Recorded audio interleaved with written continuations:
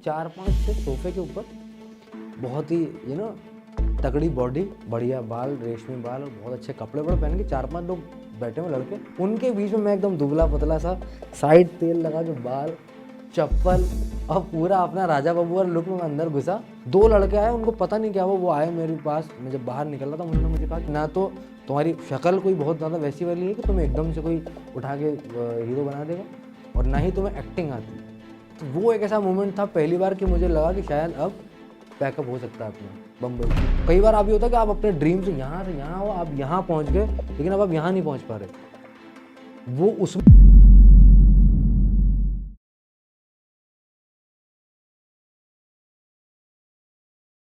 तो देखिए, ज़िंदगी में व्यवस्था चाहे कितनी भी ख़राब हो, एक चीज़ बहुत ज़रूरी है और वो है वफ़ादारी। तो मेरी वफ़ादारी मेरे काम के लिए, जो मुझे राजस्थान के छोटे रास्तों से लेकर मुंबई की चौड़ी सड़कों तक लेकर आई, हम आज इसके बारे में बात करेंगे। तो दोस्तों, मेरा नाम है आसिफ खान और मैं हूँ राजस्थान का एक छोटा सा शहर है निम्बाहेड़ा, चित्तौड़ डिस्ट्रिक्ट में आता है, मैं वहाँ से हूँ। और मेरे शहर का एक बहुत ही छोटा सा एक रूल है कि अगर आप पढ़ने में बहुत ज़्यादा अच्छे हैं तो आप IIT जाएंगे और आप सीमेंट फैक्ट्री में काम करेंगे। आप अगर थोड़े कम अच्छे हैं तो आप BTech करेंगे और सीमेंट फैक्ट्री में काम करेंगे। आप अगर उससे थोड़े ज़्यादा कम अगर अच्छे हैं तो आप पॉलिटेक्निक डिप्लोमा करेंगे और आप सीमेंट फैक्ट्री में काम करेंगे। और अगर आप बहुत ही ख़राब हैं तो आप ITI करेंगे और आप सीमेंट फैक्ट्री में काम करेंगे। और अगर आप कभी स्कूल ही नहीं गए तो आप वेल्डिंग सीखेंगे और आप सीमेंट फैक्ट्री में काम करेंगे। तो मेरा भी बचपन बिल्कुल वैसे ही था, और क्योंकि मेरे अब्बा एक सीमेंट फैक्ट्री में काम करते थे तो उसकी बदौलत मुझे एक इंग्लिश मीडियम में एडमिशन मिल गया। अब जैसे जैसे एडमिशन तो मिल गया, लेकिन मेरे लिए सबसे बड़ा टास्क ये होता था कि इंग्लिश में हिंदी के अलावा जो बाकी सारे सब्जेक्ट हैं उनको किस तरीके से मैं पढ़ लूँ और उनको मैं पास कर लूँ। तो वो करते करते करते किसी तरह से हर साल में धक्का लग के पास हो जाता था। तो मेरी एक टीचर थी गौरी मैम, वो हमेशा आती थी और उनकी पहली लाइन होती थी कि वेयर इज़ बिस्तर खान। तो मैं कहा यस मैम, आउट। तो मेरा जो आधा स्कूल की जो ज़िंदगी है वो मैंने कॉरिडोर में बिताई है, हाथ ऊपर करके। और मुझे पूरा स्कूल एक्चुअली कॉरिडोर बॉय के नाम से जानता था कि हाँ, ये लड़का हमेशा कॉरिडोर में खड़ा होता है। तो ये जो मेरा ही एक डायलॉग है ना कि गजब बेइज्जती है यार, तो मेरी ये गजब बेइज्जती एक्चुअली बचपन से चली आ रही है, ठीक है। तो बचपन में ये हुआ कि पहली बार मुझे ये पता लगा कि हमारे स्कूल में जो एनुअल फंक्शन होता है उसमें जो भी बच्चे पार्टिसिपेट करते हैं वो कुछ दिनों के लिए अपनी क्लास बंक करके और जा सकते हैं पार्टिसिपेशन के लिए, जो उसकी रिहर्सल वगैरह चल रही है। तो वो करने लगा। उसकी रिहर्सल के दौरान मुझे थोड़ा सा क्लास बंक करने का मौका मिला कि जो कॉरिडोर में मैं हाथ ऊपर करके खड़ा होता था वो नहीं होना पड़ रहा। थोड़ी एक जिल्लत नहीं है ज़िंदगी में, कुछ दिनों के लिए सही, लेकिन ठीक है, थोड़ी बहुत भी इज्जत अच्छी होती है ज़िंदगी में। तो वो करते करते करते सर ने एक प्ले बनाया और उसका नाम था किस्सा कुर्सी का। और उसमें एक कैरेक्टर ऐसा था कि जो पुरानी फिल्मों में हम देखते हैं कि शक्ति कपूर जी के जिस तरीके के कैरेक्टर होते थे कि उसने एक बरमूडा पहना हुआ है और एक सीन ऐसा आता है कि उसमें वो बरमूडा नीचे गिर जाएगा उसका। और ये सुन के सारे जो क्लास के बच्चे थे उन्होंने मना कर दिया करने से कि हम लोग नहीं कर पाएंगे। मुझे ये लगा कि ये सीधी चलती अपॉर्चुनिटी आ रही है मेरी तरफ। वो कैरेक्टर के लिए मैंने सर को कहा नहीं सर, मैं इंटरेस्टेड हूँ, मैं करना चाहता हूँ। उन्होंने कहा आर यू श्योर, कर लोगे, तुम कर पाओगे? मैंने कहा हाँ, मैं कोशिश करता हूँ सर। तो वो लाइफ में मुझे पहला कैरेक्टर मिला। और उससे पहले तक मेरा स्कूल का जो स्टाफ रूम था वो मैंने कभी नहीं देखा था, क्योंकि वहाँ एंट्री होती है क्लास मॉनिटर्स की, जो बहुत ही पढ़ने लिखने वाले बच्चे हैं वो। तो वो प्ले जब ख़त्म हुआ, पहली बार मेरे टीचर्स ने मुझे थोड़ा अप्रिशिएट किया। 2-3 टीचर ने ये कर दिया तो मेरे लिए तो ऑस्कर वाला हो गया वो, कि ये मतलब क्या हो रहा है, ये सच में हो रहा है क्या मेरे साथ। तो वो वहाँ से मुझे ज़िंदगी में पहली बार ये समझ में आया कि पढ़ाई सिर्फ किताबों वाली नहीं होती। आप ज़िंदगी में वो भी पढ़ सकते हो जो आप पढ़ना चाहते हो। आपको सिर्फ रिजल्ट पे आपको फर्स्ट डिवीज़न के ठप्पे की ज़रूरत नहीं है, आप अपनी लाइफ में कहीं और भी फर्स्ट आ सकते हो। तो वो पहली बार मुझे वहाँ से थोड़ा एक लगा कि नहीं यार, ये भी एक कुछ अलग है जिसमें इज्जत है, जिसमें मुझे नहीं मालूम था पैसा कैसे कमाया जाता। तो उस तरीके से मैंने फिर शुरू किया, 1 नाटक, 2 नाटक, तीसरा नाटक। उसके बाद धीरे धीरे करता करता करता मैं अपने शहर आसपास के जो थे, जो राजस्थान के जो छोटे मोटे जो कॉम्पिटिशन होते थे, उदयपुर, चित्तौड़गढ़ आसपास, वो मैंने करते करते, और एक होता है ना आपके आसपास के जो लोग होते हैं, आपके दोस्त, जो आपके सबसे बड़े वेलविशर होते हैं, लेकिन सबसे बड़ा दुश्मन भी आपके वही होते हैं। आपके दिमाग में गलत फहमी सबसे पहले आपके दोस्त ही पैदा करते हैं। तो मेरे दोस्तों ने मुझे फर्स्ट में कहा, अरे तुम बहुत अच्छा करते हो। और मुझे लगा कि शायद मैं वाकई में बहुत अच्छा करता हूँ। तो उन्होंने कहा तुम बॉम्बे जाना चाहिए, तुम अपने आप को वेस्ट कर रहे हो यहाँ पे। मैंने कहा ठीक है। तो 2008 में माय फादर पास्ड अवे। तो उसके बाद से थोड़ी सी मेरी लाइफ चेंज हो गई। और वहाँ से ये था कि आपकी फैमिली में कोई भी एक बंदा अगर जाता है तो बाकी के जो भी लोग हैं हम ट्राई करते हैं कि हम कैसे उसका रिप्लेसमेंट बन जाएं। हम लेकिन ट्राई कर सकते हैं, हम बनते नहीं हैं कभी भी। तो हम आपस में एक दूसरे का सब ट्राई करने की कोशिश किया। मेरे जो बड़े भाई थे वो बहुत ज़्यादा पढ़ने में अच्छे थे, तो हमने डिसीजन लिया कि वो पढ़ाई कंटिन्यू करते हैं, मैं अपने स्कूल के साथ कुछ कुछ और चीज़ें करना शुरू करता हूँ।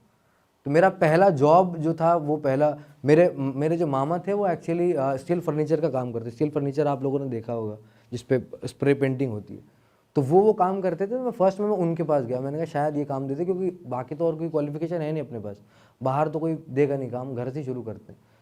तो उनसे रिक्वेस्ट किया, मैंने कहा मुझे आप काम दे दीजिए। उन्होंने थोड़े दिन अपने पास रखा और फिर थोड़े दिन बाद उन्हें भी पता लग गया कि तुम यहाँ भी नहीं कर पाओगे। तो खैर फिर वहाँ से मैंने काम छोड़ा और घर में थोड़ी ज़रूरतें ज़्यादा थी। तो फिर एयरटेल कंपनी का जो डिस्ट्रीब्यूटर होता है हर छोटे छोटे शहरों में, वो डिस्ट्रीब्यूटर के पास में गया और वो डिस्ट्रीब्यूटर को मैंने फिर अपना कि भाई मुझे ये जॉब करना, और ऐसा ऐसा मेरा जो स्कूल है वो सेकंड शिफ्ट में मेरा स्कूल चलता है, लाइक फ्रॉम 12 to 6। तो मैं इस तरीके से काम कर सकता हूँ, मैं सुबह आ सकता हूँ, फिर स्कूल फिर काम। तो वो जॉब मैंने शुरू किया, करते करते कुछ महीने में काम करता रहा तब तक कि जिस तरीके से अपनी फैमिली को सपोर्ट किया। और फाइनली कुछ साल के बाद फिर जो मेरे बड़े भाई थे उन्होंने अपना जॉब स्टार्ट किया और मुझे थोड़ा सा रिलैक्सेशन मिला कि अब तुम अपना पढ़ाई वढ़ाई पे ध्यान दो, तुम्हारा भी 10th बोर्ड का एग्ज़ाम है। मैंने कहा अच्छा ठीक है। तो फिर वो खैर वहाँ से फिर मेरी लाइफ थोड़ी सी रिलैक्स हुई कि मैं अब थोड़ा पढ़ने में अपना ध्यान लगा सकता हूँ, ये सारी चीज़ें कर सकता हूँ। वो करते करते करते और मैं कॉम्पिटिशन्स में जाने लगा और मैं स्टेज को बहुत मिस कर रहा था।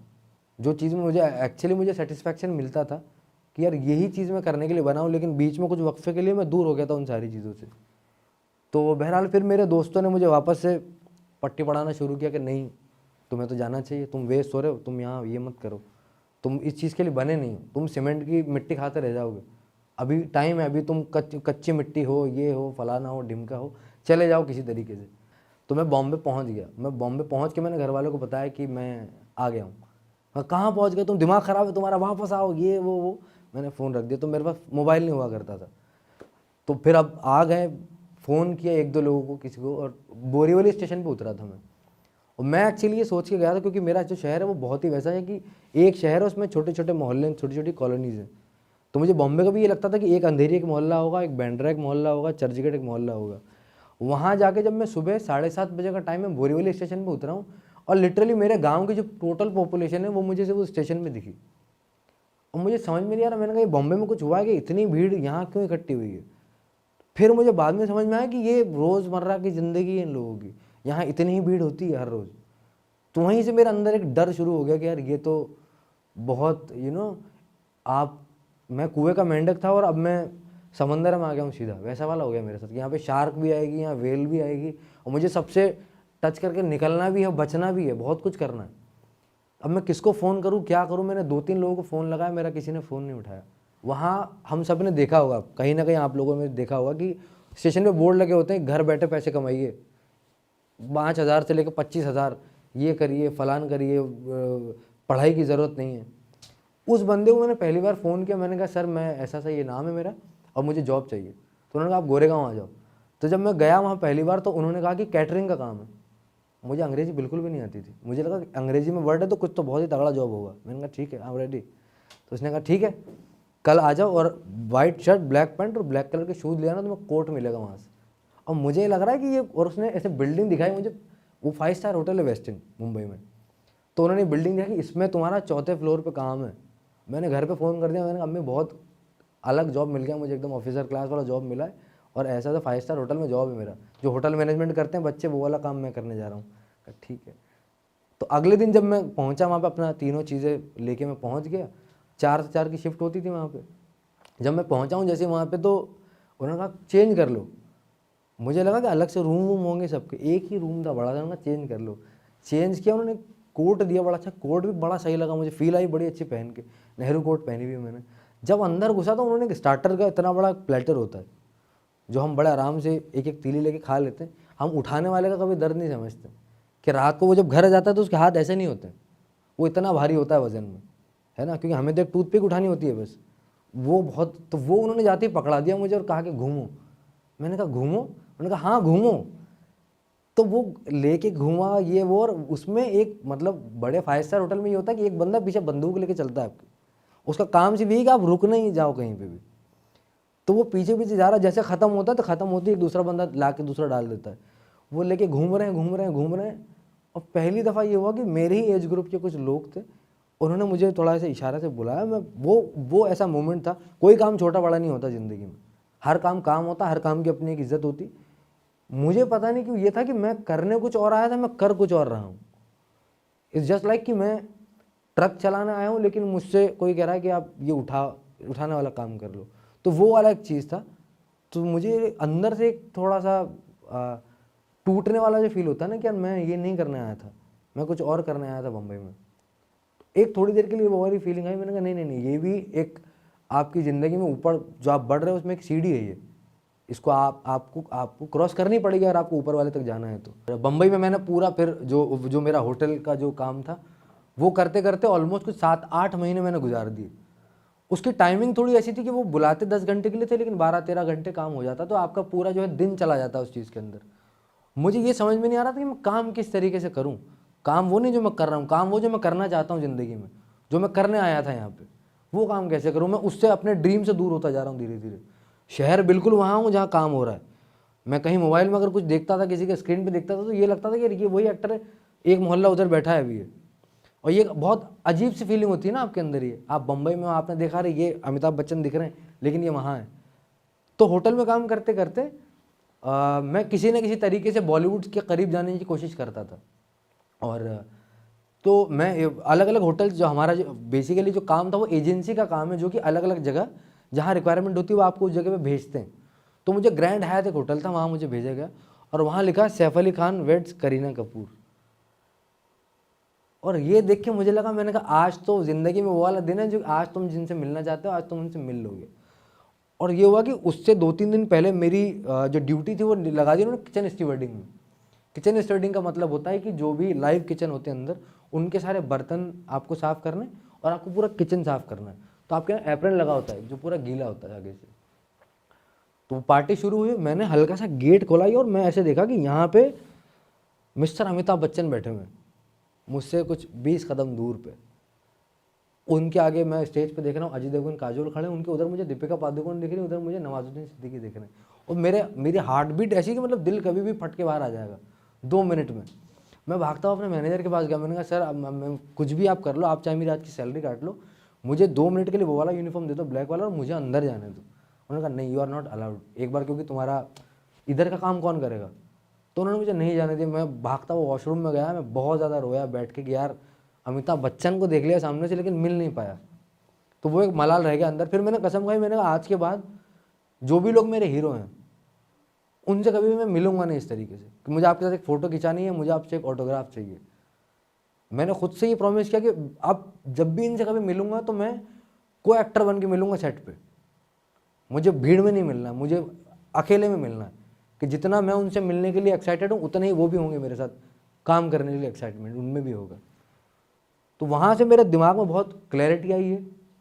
मैं बहुत घूमा इधर उधर, ऑडिशन कहाँ चल रहे हैं, कहाँ किस तरीके से मैं चला जाऊँ। अनुराग सर का ऑफिस नया नया था आराम नगर में, और मुझे गैंग्स ऑफ वासेपुर मैं 2012 में देख चुका था। मैंने कहा ये आदमी के साथ यही है जो नए लोगों को लेकर आया था। नवाजुद्दीन सिद्दीकी सर की पहली बड़ी हिट फिल्म थी वो। मैंने कहा यही आदमी जो मुझे काम मिलेगा जहाँ से। तो उनके ऑफिस के बाहर जाके खड़ा होता था, मुझे कुत्तों से बहुत डर लगता है, बहुत ज़्यादा मतलब बहुत ही ज़्यादा। तो उनके ऑफिस के बाहर एक कुत्ता हमेशा गेट के बाहर बंधा होता था और मैं बस कि सर मैं अंदर जाना चाहता हूँ।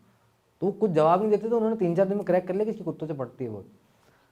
तो उन्होंने मुझे कुछ कहते ही नहीं थे, उन्हें पता है गेट कभी क्रॉस नहीं करेगा।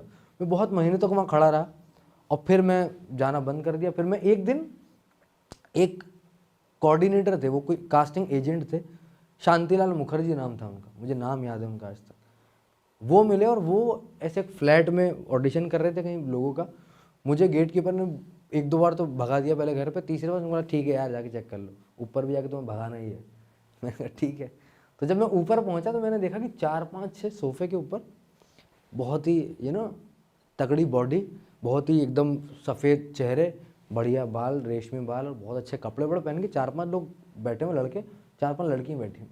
उनके बीच में मैं एकदम दुबला पतला सा, साइड तेल लगा के बाल, चप्पल और पूरा अपना राजा बबूर लुक में अंदर घुसा और मैं उनसे जाके मैंने कहा hi sir this is Asif, मैं ऑडिशन देने आया हूँ ये वो। तो उनको पता नहीं क्या, उन्होंने कहा यार, उनको मुझे नहीं मालूम क्या सोचा उन्होंने। पहली बार उन्होंने मुझे बोला इसको बिठाओ, तो बिठा दिया उन्होंने। 1-2 लोगों के ऑडिशन के, फिर उन्होंने कहा इसको अंदर बुलाओ। मैंने कहा यस सर। और मुझे ये लग रहा है कि मिल गई पहली पिक्चर। तो उन्होंने कहा क्या नाम है तुम्हारा? मैंने कहा आसिफ खान। क्या करते हो? मैंने कहा मैं एक्टर हूँ सर। करके दिखाओ। मैंने कहा अच्छा। तो मैं बॉम्बे एक्चुअली गया था सिर्फ और सिर्फ शाहरुख खान को देख के। मेरे लिए एक्टिंग का मतलब था शाहरुख खान, अमिताभ बच्चन, शाहरुख खान। वैसे अगर आप कहो तो शाहरुख खान की हर फिल्म, हर डायलॉग। तो मैंने उनके सामने वो सीन मैंने पूरा प्रॉपर शाहरुख सर की आवाज़ में और हाथ ये करके मैंने पूरा परफॉर्म किया। तो उन्होंने कहा कि एक्टिंग करने आए हो? मैंने कहा जी। तो मिमिक्री क्यों कर रहे हो? तो मैंने कहा मिमिक्री क्यों कर रहे हो मतलब? तुम कहा ये तो मिमिक्री है ना जो तुम कर रहे हो, तुम तो शाहरुख खान की एक्टिंग कर रहे हो, तुम एक्टर बनने आए हो? मैंने कहा जी। क्या सीखा है? मैंने कहा कुछ नहीं सीखा। तो उनको वो पहला ऐसा बंदा था शायद कि जिसने कैसे फ्रेम करूं इस चीज़ को, जिसको शायद पहली बार तरस आ गया मेरे ऊपर, या जिसने मेरे बारे में अच्छा सोचा कि यार इसको एक सही राह दे देना। किसी इंसान को कई बार सिर्फ सही पता बता देना भी उसके लिए बहुत बड़ा एक वो चीज़ होती है कि आप वो अपनी ज़िंदगी में कहीं और पहुंच सकता है आपकी बोली हुई 2 लाइन से। तो उन्होंने मुझे पहली बार बम्बई जैसे शहर में बिठाया और मुझे कहा कि देखो ऐसा है कि बहुत ही फैक्ट में तुम्हें चीज़ें बता रहा हूँ कि ना तो तुम्हारी शक्ल कोई बहुत ज़्यादा वैसी वाली है कि तुम्हें एकदम से कोई उठा के हीरो बना देगा, और ना ही तुम्हें एक्टिंग आती, जो कि सबसे इम्पोर्टेंट चीज़ है एक्टर बनने के लिए। वो तुम्हारे पास क्राफ्ट नहीं है, तो जाके ये सीखो। तुम्हारे अंदर एक भी फिलहाल ऐसी क्वालिटी मुझे नहीं नज़र आ रही जो एक केपेबल एक्टर में होनी चाहिए। ये बात में मुझे थोड़ा सेंस लगा कि मैंने कहा नहीं यार, ये मेरे अंदर एक चीज़ बहुत अच्छी थी जो कि होना बहुत ज़रूरी है, हम आजकल यंग जनरेशन में होती नहीं है। सेल्फ एनालिसिस करना अपने आप को कि हमारे अंदर ये कमी है अपनी। जब हमें कोई मुंह पे जब हमें क्रिटिसाइज़ करता है तो हम अपने आप में बुराई ढूंढना बिल्कुल वैसा जैसा रेगिस्तान में सुई ढूंढते हैं। तो वो चीज़ आपको पता होना बहुत ज़रूरी कि अगर अगला बंदा मुझे ये कह रहा है इस वक्त, ये बात मुझे चुभ ज़रूर रही है, लेकिन क्या ये हकीकत है? तो वो मुझे उसी वक्त एहसास हो गया था कि नहीं, ये जो कह रहे हैं बहुत सही चीज़ कह रहे हैं और मुझे सीखना है ज़िंदगी में। सीखने की कोई उम्र नहीं होती, आप कभी भी सीख सकते हो। मैं अगर तब नहीं सीखता, मैं शायद 80 साल में अपने पोता पोती को छोड़ के भी थिएटर करके और बम्बई आ सकता था एक्टर बनने के लिए। तो उसकी कोई एज नहीं है। तो वहाँ पे जब उन्होंने कहा कि जाओ और सीखो, मैंने कैसे सीखें सर? उन्होंने कहा थिएटर करो। अब चूँकि शाहरुख खान का बहुत बड़ा फ़ैन था मैं, तो थिएटर का मतलब पहला नाम आया बैरी जॉन। बैरी जॉन सबको पता है, शाहरुख खान के फ़ैन है। तो बैरी जॉन की एक्टिंग स्कूल में पहुंचा मैं वहाँ पर, मैंने जाके कहा, मैंने कहा सर मुझे एडमिशन लेना है। उन्होंने कहा बिल्कुल ले लीजिए आप एडमिशन। तो उन्होंने अपनी बताई पूरी कि ये है, और उनकी उस वक्त मुझे एग्जैक्ट अमाउंट नहीं पता, लेकिन कुछ अच्छी खासी फीस थी वहाँ की। और मैं उस वक्त कमाता था टोटल महीने की 4,500। और मैं बिल्कुल वैसा हो गया, वो पुरानी फिल्मों में देखते थे ना कि हीरो गिर जाता पैरों में गुरु जी की, मुझे बस ले लो आप किसी तरह से। मैंने लिटरली उतने ड्रामे किए हुए उन सारे एक्टिंग स्कूल के रिसेप्शन पे जा जाके कि प्लीज़ मुझे ले लो। मुझे उन्होंने कहा नहीं सर, हमारे यहाँ का एक प्रोसीजर है, वो आपको फॉलो करना पड़ेगा। तो वो सब चीज़ें आंसू आंसू काम नहीं आए, वो और नकली भी थे थोड़े से, तो काम नहीं आए। तो उस वक्त वो एक ऐसा मोमेंट था पहली बार कि मुझे लगा कि शायद अब पैकअप हो सकता है अपना बम्बई से मुझे, क्योंकि उसके बाद आगे का नज़र नहीं आ रहा था मैं करूँ कैसे। तो कई बार आप ये होता है कि आप अपने ड्रीम से यहाँ हो, आप यहाँ पहुँच गए, लेकिन अब आप यहाँ नहीं पहुँच पा रहे। वो उसमें जो पेन होता है वो यहाँ से यहाँ में नहीं है, वो पेन यहाँ पर है कि आप इतना करीब हो, एक गली पार करनी है आपको, वो आखिरी गली पार नहीं हो रही बस। वो मैं उस वक्त फेस कर रहा था कि क्या करूँ क्या करूँ क्या करूँ। तो मैं अपने बहुत सारे दोस्तों को मैंने कॉल किया, क्या करूँ यार बताओ मुझे। तो फिर मुझे एक दोस्त था मेरा, उसने मुझे ये बताया कि जयपुर में थिएटर होता है, इतना पता लगा बस। और मैं उस वक्त इतना फिल्मी कीड़ा था मेरे अंदर कि अगर आप बोलते कि यार अंडमान एंड निकोबार में थिएटर होता है, तो शायद अगले दिन मैं निकल जाता घर से बैग उठा के कि वहाँ जाना है मुझे, क्योंकि वहाँ बिना पैसों में मुझे थिएटर करने को मिलेगा। तो जयपुर उसने बताया, फिर बताया कि यार घर से पास में अपना, बहुत ज़्यादा दूर नहीं है, सस्ता शहर है, रहने में बहुत ज़्यादा दिक्कतें नहीं आएंगी, तुम थिएटर भी कर पाओगे और ये भी सब चीज़ें कर लोगे। थिएटर में पैसे नहीं लगते हैं वहाँ, लगते हैं तो एक बार लगते हैं बहुत ही कम से। तो फिर मैं जयपुर गया अपने एक दोस्त के साथ, एक दोस्त के घर पर रुका पहले दिन। और वहाँ पे हमारे यहाँ पे 2 बड़ी बड़ी जगह हैं जयपुर में, पहला रविंद्र मंच, दूसरा जवाहर कला केंद्र। तो मैं रविंद्र मंच पहुँचा और मैंने जो बाहर जो हमारे जो गार्ड दादा थे उनको जाके बोला, मैंने कहा प्रिंसिपल का ऑफिस कहाँ है? तो उन्होंने कहा प्रिंसिपल का ऑफिस? मैंने कहा मुझे एडमिशन लेना है यहाँ पे। उन्होंने कहा यहाँ प्रिंसिपल के ऑफिस नहीं होते हैं, अलग अलग डायरेक्टर्स आते हैं और वो रिहर्सल करवाते हैं, तो आप जाके किसी डायरेक्टर से मिल लो।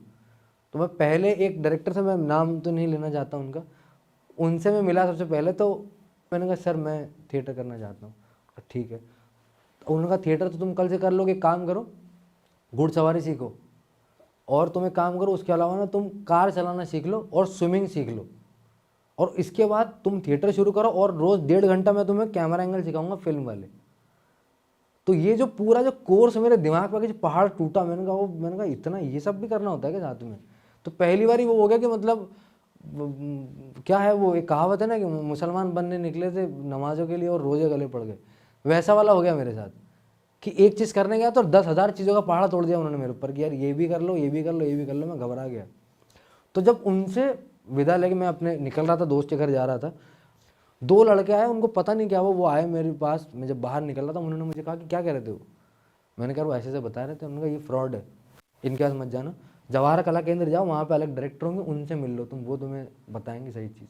अगले दिन मैं जब पहुँचा तो उन्होंने कहा कल से आ जाओ, रिहर्सल शुरू कर लो, कोई पैसा नहीं, नथिंग, कुछ भी नहीं, बस कल से आ जाओ। तो मैं अगले दिन से पहुँच गया थिएटर करने के लिए। जब थिएटर करने पहुँचा तो 15 दिन तक उन्होंने बात नहीं की मुझसे।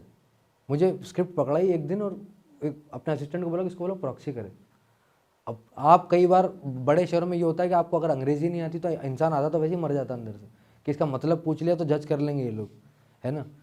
तो मैं प्रॉक्सी का मतलब नहीं पूछ पा रहा किसी से कि प्रॉक्सी क्या होती है। अब जब वो आया तो मैं ऐसे चुप बैठा हूँ और उन्होंने कहा प्रॉक्सी करो। मैंने कहा अच्छा इसमें क्या करना होता है। उन्होंने कहा अरे गधे, जो एक्टर नहीं आया उसके डायलॉग तुम्हें बोलने हैं। अच्छा ऐसा बोलो ना। तो मैंने वो फिर वहाँ से करना शुरू किया। करते करते करते नाटक का जिस दिन आया, तो नाटक के दिन से सॉरी एक दिन पहले एक लड़का था प्रसून हमारे ग्रुप में, उसकी तबीयत ख़राब हो गई, और वो एक दरबान का कैरेक्टर कर रहा था, बहुत छोटा था। उसकी एक लाइन थी कि पहरेदार बांध के मारते मारते लाओ बाबतपुर के इमाम को। ये लाइन मुझे आज तक याद है, उस दिन भूल गया मैं। तो वो हुआ, और मैं उसके बाद ये हुआ कि अपने डायरेक्टर से ना मैं नज़रें चुरा रहा हूँ, मैं भाग रहा हूँ इधर से। लाइक मैं डायरेक्टर आ रहा तो मैं इधर धोती, इधर मैं मैं वो उसके तय करने लगा, मैं कहीं कॉस्ट्यूम ये कर रहा हूँ। तो उन्होंने बोला इधर आओ। मैं इधर आओ, क्या हुआ। मैंने कुछ नहीं सर, डायलॉग भूल गए। हाँ जी, मैं भी भूला था पहले नाटक में, कोई दिक्कत नहीं जाओ। तो वहाँ मुझे ऐसा लगा कि जैसे मैं शाम से बहुत बड़ा संदूक लेके घूम रहा था टेंशन का अपने कंधों पे, और वो एकदम किसी ने हाथ लगा के उतरवा दिया। दिमाग में लेके गया था कि मैं जयपुर में 6 महीना थिएटर करूँगा, वो 6 महीने 6 साल में कब बदल गए मुझे पता ही नहीं चला। क्योंकि आप ज़िंदगी में जब भी किसी चीज़ को बहुत दिल से और शिद्दत से जब आप सीखने जाते हो तो आपके अंदर से एक आवाज़ आती है ना कि अभी तक आप नहीं सीखे हो, अभी तक आप नहीं सीखे हो, अभी आप में टाइम है, अभी आप परिपक्व नहीं हुए हो। वो आवाज़ मेरे अंदर से आई नहीं कभी। मुझे लगा अभी और सीखना है, अभी और सीखना है, अभी और नाटक करना है, अभी और करना है, और पढ़ना है एक्टिंग के बारे में। वो करता करता करता मैं 2016 तक पूरा बॉम्बे रुका। तो फाइनली 2016 में फिर मैंने ये फैसला लिया कि मैं इस बार इस चीज़ के लिए मैं पूरी तरीके से तैयार हूँ, और फाइनली मुझे अपनी ज़िंदगी की सेकंड इनिंग शुरू करनी चाहिए। तो पिछले आसिफ में और इस आसिफ में बस ये फ़र्क था कि पुराने वाले आसिफ के पास सिर्फ ख्वाब थे, लेकिन इसके पास ख्वाब के साथ साथ हुनर भी था। मेरे जो थिएटर ग्रुप के लोग थे, मैंने उनके साथ एक छोटा सा कमरा लिया और मैं रहना शुरू किया उनके साथ। मैं 1 महीना जब मैं घूमा, जो एक हमारे यहाँ एक एरिया है जिसको कर्म भूमि कहा जाता है बॉम्बे में, उसका नाम है आराम नगर, जहाँ सारे कास्टिंग डायरेक्टर्स के ऑफिस हैं। तो आराम नगर में जब हम लोग घूमते थे रोज़ शाम को कि ऑडिशन, हमें ऑडिशन ऑडिशन ऑडिशन, तो एक बंदा बाहर आता है गेट खोलकर, बोलता है fit fit fit fit fit, not fit not fit not fit not fit. तो मेरी तरफ हमेशा नॉट फिट वाली उंगली आती थी। तो मुझे शुरुआत में ये नहीं मालूम था कि नॉट फिट का मतलब क्या होता है। मुझे लगा कि यार मुझे जिम जाना पड़ेगा, मैं फिट नहीं हूँ, मतलब मुझे थोड़ा वजन बढ़ाना पड़ेगा या बॉडी वॉडी बनानी पड़ेगी ये वो। मुझे बहुत टाइम के बाद ये चीज़ समझ में आई कि नॉट फिट का मतलब है उस किरदार में आप फिट नहीं हो, वो जो रिक्वायरमेंट उनकी चल रही हो आप उसमें फिट नहीं हो। तो फिर धीरे मुझे 1.5 महीने में ये चीज़ हुआ, और 1.5 महीने में सबसे अच्छी चीज़ हुई कि पैसे ख़त्म हो गए। तो अब ये था कि दोबारा नौकरी करनी पड़ेगी कहीं ना कहीं, लेकिन इस बार ये क्लियर था कि यार नौकरी करूँगा ऐसी जो एक्टिंग के आसपास रखे, मुझे होटल नहीं जाऊँगा इस बार। तो अब क्या करें इसमें, पता लगा कि एडी कर लो कहीं जाके। तो मेरे दोस्त ने पहले डरा दिया, भाई एडी को तो अलग रखते हैं, उसको तो बिल्कुल ही ऐसा भेज देते हैं कहीं और कि तुम ट्रक में सामान उतरवा लो, ये करवा लो, तो सेट पाने का मौका भी नहीं मिलेगा तुम्हें, एडी मत करो। एडी नहीं करते, क्या करें, कैमरा कर लें, कैमरा चलाना नहीं आता, उसके लिए FTI जाके सीख के आना पड़ता है, बहुत मेहनत है, क्या करें। तो उन्होंने कहा कि भाई तुम एक्टिंग आती है तुम्हें, एक्टिंग के अलावा एक्टिंग का एक और काम होता है जिसको कहते हैं कास्टिंग, तो आप कास्टिंग कर लो। अब मैं कास्टिंग कैसे कर लूँ कि मैंने कास्टिंग वाले बंदों जो ऑफिस थे बहुत बड़े बड़े, वहाँ पूछा एक दो लोगों से, तो उन्होंने कहा यहाँ रिक्वायरमेंट नहीं है। हमारी जब होती तो हम वो हमारी साइट पे हम डाल देते हैं रिक्वायरमेंट, और आप तब वो करना, अप्लाई करना। मैंने कहा ठीक है। मैंने कहा यार ऐसे काम नहीं होगा। मेरी ज़िंदगी में एक्चुअली मुझे ना सीधी उंगली से कभी कुछ मिला ही नहीं। मुझे हमेशा मतलब दरवाजे खुलते नहीं तो फिर मैं उनको धक्का देके अंदर जाता हूँ। तो मैं कास्टिंग भी एक कंपनी है, और मेरे मेंटर मेरे गुरु हैं मिस्टर अभिषेक बनर्जी एंड अनमोल आहूजा, जिन्होंने मेरी ज़िंदगी में बहुत बड़ा एक रोल निभाया है। उनका ऑफिस था, मेरी पहली मुलाकात थी उनसे जिसके बारे में हम बात कर रहे हैं। मैं उनके ऑफिस में सीधा घुस गया, और एक चीज़ मैंने क्रैक कर ली थी कि किसी बड़े ऑफिस में जब आप जा रहे हो तो रास्ते में जो लोग रोकते हैं उनके सामने आप इतना चौड़ में चलो कि वो डर जाए आपसे, क्योंकि रोके ही ना आपको। तो मैं बहुत ही मैं एकदम एटीट्यूड में कहा, मैंने क्या किधर बैठे हैं बॉस, किधर बैठे हैं? उन्होंने कहा अंदर है। उनको लगा कि बहुत बड़ा आदमी है ये जिसको अंदर जाना है। मैं अंदर चला गया, और अंदर जाके मैं एकदम उनके सामने खड़ा हो गया। तो अभिषेक सर को मैंने कहा सर मुझे कास्टिंग करनी है। तो उन्होंने कहा अनमोल बात कर इससे, कौन है क्या है जो भी है वॉटेवर। बात किया उनसे, मैंने कहा सर मुझे कास्टिंग करनी है।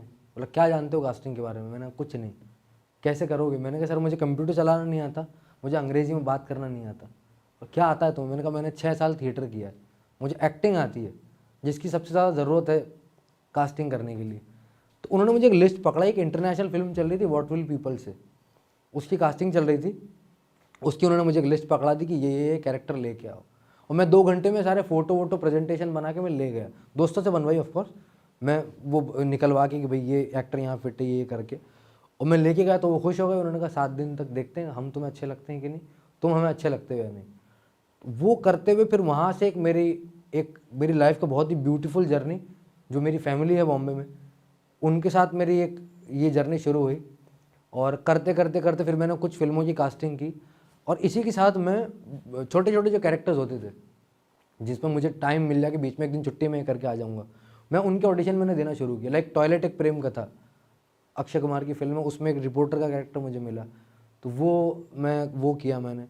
और उसके बाद फिर परी एक फिल्म आई अनुष्का शर्मा की, वो मैंने की उनके साथ। तो वो करता हुआ, तो ये करते करते करते छोटे बड़े कैरेक्टर ये सब करते करते फाइनली हम पहुँचे इंडियाज़ मोस्ट वांटेड पे, जो मेरी पहली डेब्यू फिल्म है। उसको करने के बाद फिर दूसरे मेरे पास OTT नया नया उभर रहा था तब, तो OTT के शोज आए मेरे पास। एक शो आया, उसमें कोई बड़ा एक्टर नहीं था, उसमें कोई चैनल नहीं था, कुछ नहीं था, स्क्रिप्ट थी बस। और कुछ जो होना चाहिए कि दुनिया में कोई भी एक्टर, कोई भी कैमरामैन, कोई भी डायरेक्टर स्क्रिप्ट से बड़ा नहीं होता, सबसे बड़ी स्क्रिप्ट होती है। और वहाँ पे एक्चुअली वो चीज़ थी।